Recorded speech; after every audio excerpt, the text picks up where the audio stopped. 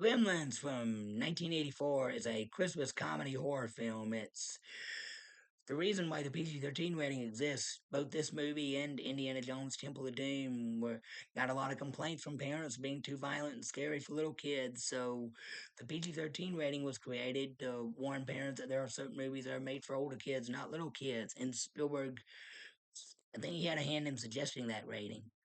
And this is why this is part of my Spielberg watch and review marathon because the that Spielberg was an executive producer on this movie. He didn't write or direct it, but he is executive producer, and his name is used in a lot of the promotional material. Like on the poster, it said Steven Spielberg presents Gremlins.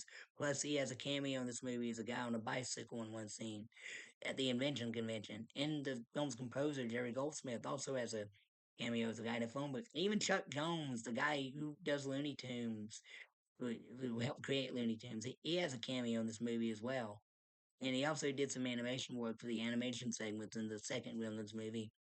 And anyway, the story this Billy Peltzer, he's this young man working at the bank in a small town. His dad gives him this gremlin he got from this Chinese guy named Mr. Wing. Is Mr. Wing calls it a magua, which is Chinese for Cantonese Chinese for monster, I think. And Gizmo was so adorable. When I first watched this movie, I didn't see it as a little kid, but I'd heard of it as a little kid. I didn't see it as a.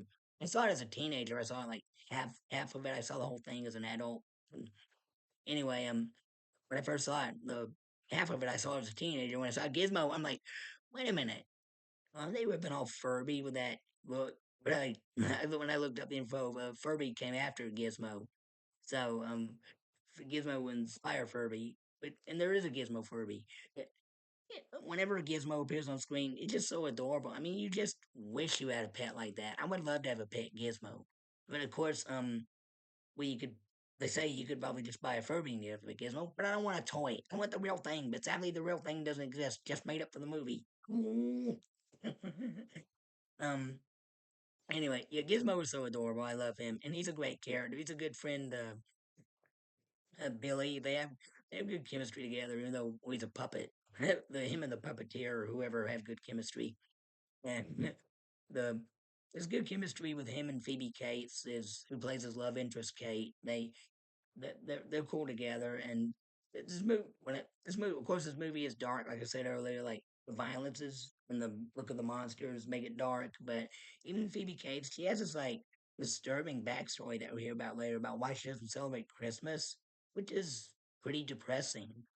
Um, and Hoyt Axelton, he plays Billy's dad, Mr. Phelps or whatever. Yeah, he's an inventor, tries to make these silly stuff that don't sell good.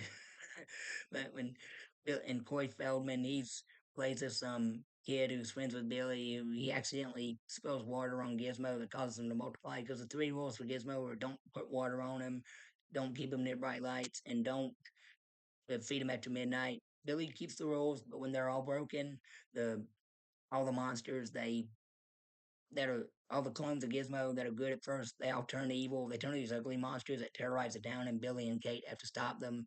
And with a little help from the sheriff, I think, who's played by Scott Brady, the Western movie actor. He does good with the role. And Judge Reinhold has a small supporting role in this. He does good as well.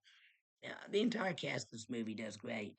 And the and it's a good family movie. You can sit down and watch with your kids on Christmas. I highly recommend it. I give it 2 thumbs up. This has great visual effects, great music score. The look of the Gremlins is hilarious. I mean, I like how it's just mostly practical effects and animatronics and puppetry and no CGI slop. Maybe there was a little CGI thrown in. I don't know because I know CGI came out in the mid '80s, but it was in its birthdays, early birth. It hadn't fully come to pass that when we would see with Jurassic Park in the '90s.